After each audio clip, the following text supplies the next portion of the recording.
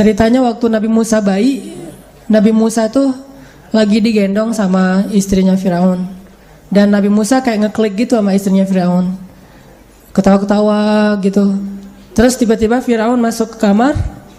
Istri Firaun penasaran, selama ini Firaun gak pernah gendong bayi angkat mereka. Akhirnya istri Firaun bilang, Fir, lo coba gendongin. Kan panggilannya Fir ya. Kalau Aun susah manggilnya. Fir, lo kan gak pernah gendong anak kita. Lucu loh, coba lo gendong sekali aja. Males gua gitu. Ini Mesirnya jadi Indonesia banget lah. Enggak, gue malas sama anak itu, ntar lagi juga gue bunuh gitu.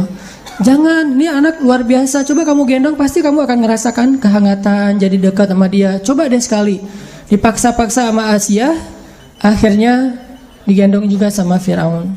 Baru digendong, yang tadi wajah Musa ketawa-ketawa, tiba-tiba jadi cemberut. Coba lihat Musa. Musa bayi loh ya, masih umur kurang dari setahun. Anak kecil, bayi udah kenal ini musuh saya nih. Jadi kalau kita mau tahu kita nih soleh apa enggak, coba gendong anak kecil. Kalau pas kita gendong dia tiba-tiba nangis, ini bahaya nih, harus banyak istighfar. Terutama anak mantan.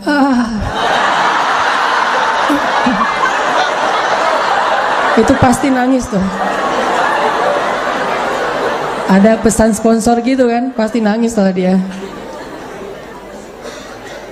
Jadi kalau misalnya teman-teman udah punya anak, tiba-tiba ada cowok gendong anak teman-teman terus nangis, tuh kayaknya ada indikasi titik lah, mantan. Kenapa anak saya nangis di tangan kamu? Kamu mantan istri saya ya? Mantannya istri maksudnya. Enggak salah. Nah, Firaun gendong nih, Musa jadi berubah ekspresi, yang tadi senang tiba-tiba jadi marah. Kata Firaun, Asia nih kenapa nih anak kok jadi ngelihat saya kayak benci banget gitu. Kata Asia, oh mungkin belum kenal, coba kamu dekap lebih rapat lagi biar dia hangat. Didekap sama Firaun, pas sudah dekat, Musa narik jenggotnya Firaun sekuat tenaga sampai rontok beberapa jenggotnya Firaun. Coba bayangin, kecabut loh jenggotnya Firaun dan berdarah. Itu kekuatan Musa alaihissalam. Menurut saya nih, Nabi paling tangguh itu Nabi Musa secara fisik. Kalau dibilang dengan bahasa kekinian tuh, Musa itu paling keren, paling cocok jadi kayak juara MMA gitu.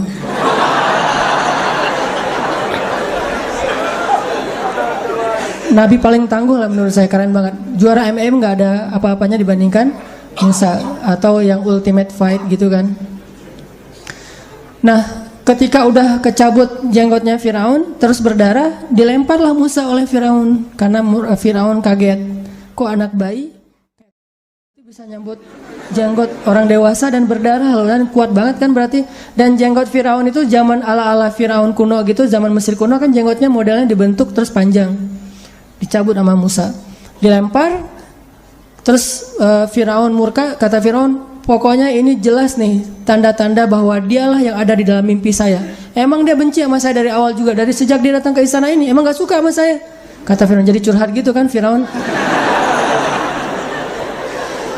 Kata Asia, duh kasihan anak bayi kalau dilempar gitu. Asia nangis-nangis meluk Musa gitu. Kata Firaun, besok saya akan panggil semua penduduk Mesir dan akan saya pertontonkan mereka gimana saya menyembelih bayi dari Bani Israel. Dan ini keputusannya udah final, udah gak bisa diganggu gugat. Akhirnya malam itu Asia gak tidur, berdoa aja nih gimana cara menyelamatkan bayi Musa. Allah memberi ilham kepada Asia, sehingga paginya Asia ketemu sama Firaun, bilang gini, Fir, saya ada ide nih. Ide apa? Kita mau bikin bisnis apa? Bisnis online gimana? Jadi nggak fokus. Saya ada ide nih. Menurut saya bayi Musa ini nggak salah. Dia masih anak-anak, nggak ngerti kalau kamu itu jenggotnya itu jenggot, dikirain itu mainan, squishy atau apalah gitu. Dia nggak ngerti kan. Kan squishy jenggot gitu ya, squishy apel apa. Jangan-jangan dia nggak ngerti. Terus gimana taunya dia ngerti nggak ngerti? Coba terakhir permintaan saya sebelum kamu mengeksekusi Musa. Coba taruh Musa, bayi ini di tengah, terus di sebelahnya taruh satu roti makanan, satu lagi bara api, arang gitu. Kalau dia memilih roti, berarti dia ngerti, maka silahkan bunuh dia. Kalau dia memilih arang, berarti dia nggak ngerti, namanya anak bayi, berarti maafkanlah dia. Logis juga nih, pikir Firaun. Ya udah kalau gitu. Dan Firaun yakin pasti nggak mungkin milih arang, soalnya panas. Pasti milihnya roti, ditambah lagi coklat dengan harum-harum makanan. Ditaruh Musa di tengah, anak bayi, kanan kirinya ditaruh roti dan arang. Ketika diperhatikan, lama-lama Musa merangkak ke arah arang, diambil tuh arang dengan tangannya, dimakan. Sejak saat itu lidah Musa menjadi sakit, keluh dan tidak bisa bicara dengan lancar. Itu kalimat dari wahlul 'uqdatan min lisani. Itu maksud dari kalimat wahlul 'uqdatan min lisani. Ya Allah, lancarkanlah keluh yang ada di lisan saya. Uqdah itu keluh, nggak bisa ngomong dengan lancar. Lancarkanlah keluh yang ada di lidah saya sehingga Firaun ngerti. Tiba-tiba setelah sekian tahun, Musa anak kecil, Musa anak ABG, Musa udah nikah, hijrah status gitu. By the way, Musa nikahnya di mana? Di Jordania. Dulu namanya Madian. Nikah sama cewek penggembala. Kan Musa lagi hijrah nih dari Mesir ke Madian karena dikejar-kejar tentara Firaun. Kenapa dikejar tentara Firaun? Soalnya Musa nggak sengaja nyolek orang mati. Lo gitu banget sih, mati. Baru ngomong gitu udah mati, belum diapa-apain ya. Ada Bani Israel ribut sama orang Kipti, Egyptian, orang Mesir asli ini. Karena yang ini Bani Israel keturunannya Musa, kabilahnya Musa, kaumnya Musa, yang ini kaumnya Firaun. Musa ngebelain Bani Israel. Lagi pula waktu itu kalau nggak salah Bani Israel yang terzolimi. Dibelain Bani Israel sama Musa, terus yang orang Kiptinya cuma dicolek doang, didorong dikit lah gitu, mati, kelepek-kelepek, hilang aja. Kenapa nih orang? Jangan-jangan dia memang kena serangan jantung gitu ya. Akhirnya Musa mengatakan, ya Allah, saya nggak sengaja membunuh dia, ini pasti kerjaan setan, kata Musa. Ini by the way ya, satu-satunya suuzon yang berpahala itu suuzon sama setan. Sama setan tuh nggak boleh husnuzon, harus suuzon. Ini setan yang kerjaannya nih. Terus jangan kita bilang, lo jangan nyalahin setan, kasihan tahu. Enggak. Setan itu harus disuuzonin. Kalau manusia husnuzon. Satu-satunya husnuzon yang berdosa itu husnuzon sama setan. Kasihan ya setan, pasti dia nggak tahu apa-apa, kita aja yang Akhirnya Musa lari ke Madian. Dan Musa ini emang laki-laki yang tangguh, tapi dia nggak pamer. Badannya itu six pack, perutnya tuh six pack. Kalau kita kan one pack ya, one pack masih mending ada zero gitu. Ini six pack, terus pokoknya badannya bagus. Tapi Musa badannya bagus, nggak pernah pamer. Kita kan baru fitness sekali udah pakai baju segini. Kalau perlu nggak pakai baju kemana-mana, gaya lihat gua nih baru fitness, padahal belum ngebentuk juga. Musa itu kalau pakai baju selalu rapat, walaupun sebetulnya yang kesini kan bukan aurat, tapi Musa tetap menutup karena ini Nabi, ada fikih tersendiri. Jadi SOP Nabi sama umatnya tuh beda teman-teman. Dan emang kayak gitu, Nabi Muhammad tuh punya SOP sendiri, kita punya SOP sendiri. Di antaranya misalnya nih, Nabi Muhammad nggak boleh nerima sedekah. Kalau kita boleh nerima sedekah. Nabi Muhammad itu nggak boleh mewariskan harta. Jadi Nabi wafat, hartanya itu jadi milik umat, nggak boleh diwariskan ke keturunannya. Dan itu SOP Nabi. Nabi Muhammad punya istri sekian, kita nggak sama sekali. Nah ini kan SOP-nya beda nih. Bukan nggak sih, belum lah ya. Belum, SOP-nya beda nih. Nah Nabi Musa juga gitu, beliau menutup auratnya semuanya sampai nggak pernah kelihatan, bahkan pakai baju pendek aja nggak pernah. Saking luar biasanya, sampai muncul kayak isu fitnah. Katanya Musa itu punya penyakit kulit, kata Bani Israel. Udah gitu dijadikan hashtag viral pula. Viral di antara Bani Israel. Kalau Musa itu, Musa penyakit kulit. jadi trending topik gitu di antara Bani Israel. Difitnah. Karena Musa banyak difitnah sama Bani Israel, kan Bani Israel tuh suka gosip ya. Pokoknya acara-acara infotainment mereka tuh selalu Musa yang muncul. Musa penyakit kulit, Musa kudis, Musa kurap, Musa apa. Banyak banget fitnah terhadap Musa. Akhirnya Allah yang ngebelain Musa. Allah posting nih. Di akhir surat Al-Ahzab tuh ada kisah gimana Allah ngebelain Musa yang difitnah punya penyakit kulit. Caranya Allah keren banget cara ngeposting video tentang Musa tuh. Jadi bukan poster ya, fitster. Ditampilin bahwa Musa lagi mandi di sebuah oasis, bajunya ditaruh di atas batu. Cuman pakai celana doang, mandi. Pas sudah selesai mandi mau ngambil baju, batunya pindah.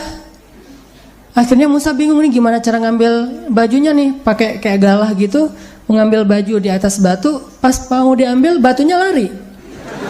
Allah yang berfirman kepada batu, ya batu lari tuh batu. Ini batu luar biasa, kayaknya dia senang jogging gitu ya. Kayak indoor runners lah ya. Batunya tuh lari, dikejar sama Musa. Batu, baju saya, batu baju gitu. Thawbi hajar kalau dalam bahasa Arabnya. Kemana larinya si batu teh? Larinya ke tempat-tempat ngumpul anak-anak muda Bani Israel. Lewat skatepark Bani Israel gitu kan. Ada anak-anak Bani Israel lagi main skate, lagi ngulik gitu, lagi ngetrik, lagi kickflip gitu kan. Tiba-tiba Musa lewat, badan Musa lebih keren dari badan kita gitu. Jadi mulai viral lagi nih, badan Musa keren. Lewat anak-anak futsal Bani Israel lagi main futsal, ngelewatin BMX, pokoknya kumpulan anak-anak street Bani Israel ya. Lewat sampai berhentinya di pasar Bani Israel. Pas sudah berhenti di pasar Bani Israel, diambil tuh baju sama Musa, dipakai dengan keadaan malu karena ditonton banyak orang, cewek-cewek gitu-gitu. Karena Musa kan terlalu keren ya. Ini belum ketemu Yusuf, nih baru ketemu Musa. Karena marah Musa kepada batu, dipukul tuh batu sama Musa sampai retak. Ini makanya saya bilang juara Ultimate Fight itu memang keren sih. Batu gede aja tuh bisa retak dipukul sama Musa. Dia jadi kalau sasaknya itu bukan dari goni atau batu. Gua tangan gatal batu.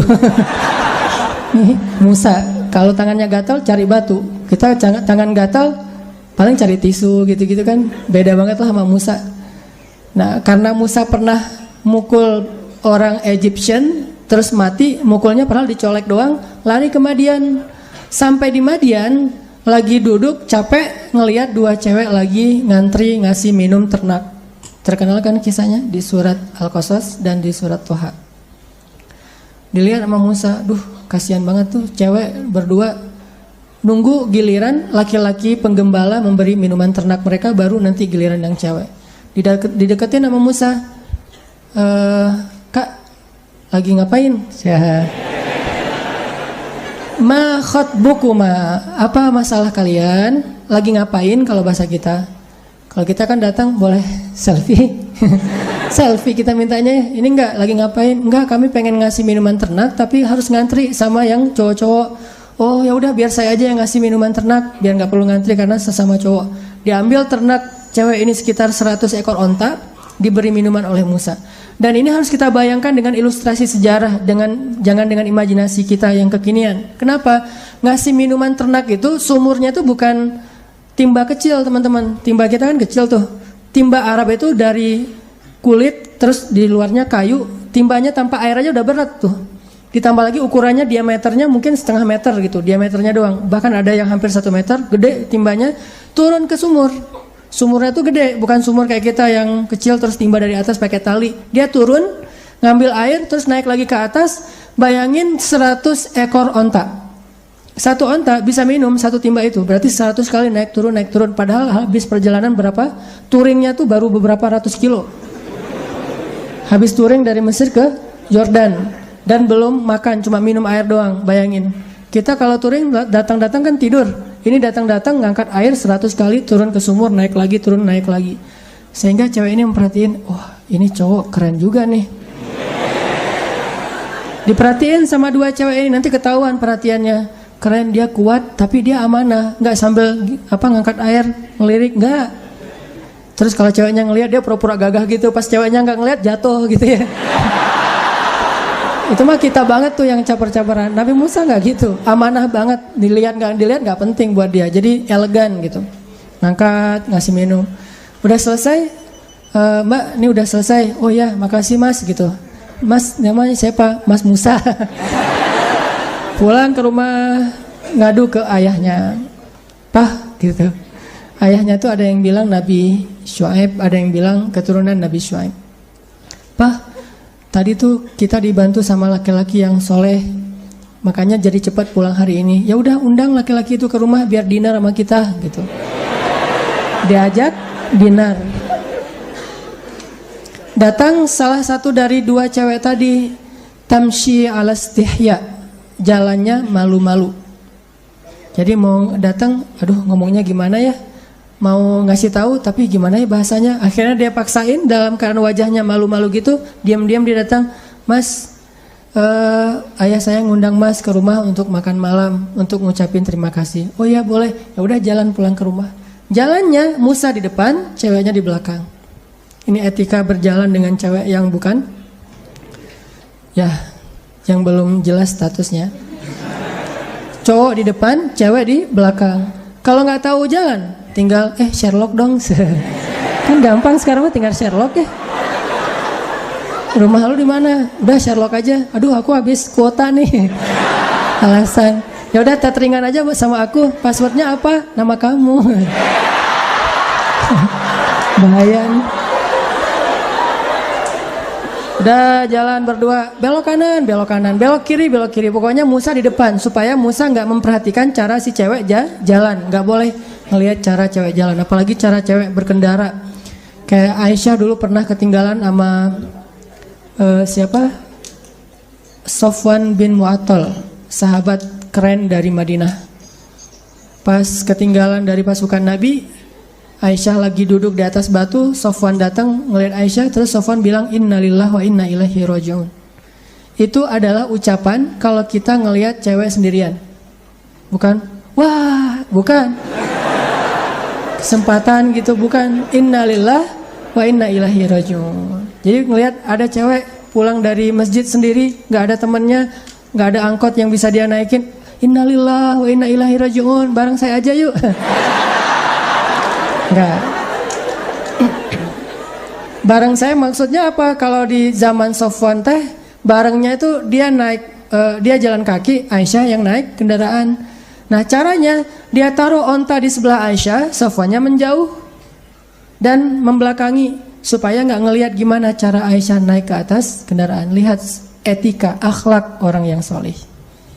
Jadi bukan, wah dia nih cantik, keren. Penasaran kalau dia naik kendaraan gimana ya cara naiknya? Enggak, itu kepo ya, kepo yang dilarang. Jalan Musa sampai ke rumah si cewek, lagi disiapin makanan gitu, pas ayahnya ke belakang, salah satu dari cewek ini ngomong ke ayahnya, Papa kan butuh pekerja yang bisa ngasih minuman ternak. Kayaknya laki-laki itu juga butuh kerjaan, dan menurut kita dia laki-laki yang baik dan kuat. Si ayahnya ngerti bahasa elegan dari putrinya. Berarti putri saya memperhatikan laki-laki. Artinya dia ada perasaan. Karena selama ini gak pernah tuh cewek ngomongin tentang cowok sama sekali. Di list kontaknya aja gak ada cowok. Cewek semua tuh isi list kontaknya ya. Kalau kita lihat namanya Aisyah, Fatimah gitu. Gak ada misalnya namanya Muhammad atau siapa gitu. Gak ada Bang, semuanya Kak. Mungkin ada juga, cuman diganti nama kali. List kontaknya aja nggak ada cowok, berarti dia kan nggak pernah dekat sama cowok, nggak pernah merhatiin laki-laki. Tiba-tiba dia mengkomentari seorang laki-laki, berarti ada hati nih. Ayahnya langsung ngerti ini sinyal dari putrinya untuk dinikahkan dengan laki-laki tersebut. Bahasa elegan orang dulu. Kalau sekarang kan vulgar. Pah, pengen nikah sama dia. Langsung aja, godain kita dong atau apalah gitu-gitu. Kalau dulu elegan, kalau sekarang vulgar. Akhirnya laki-laki ini bilang ke Musa, ya Musa, kamu statusnya apa? Masih single, nggak jomblo karena nggak punya mantan. Single Pak. Kok kamu manggilnya Pak? Kalau sekarang kan udah kepedean gitu, kegeeran. Single Pak gitu, bukan Pak ya. Pak, oh ya udah, mau nggak nikah sama putri saya dengan mahar kerja sekian tahun. Kalau kamu sempurnakan jadi 10 lebih baik dan seterusnya. Akhirnya Musa nerima, menikahlah dengan perempuan itu.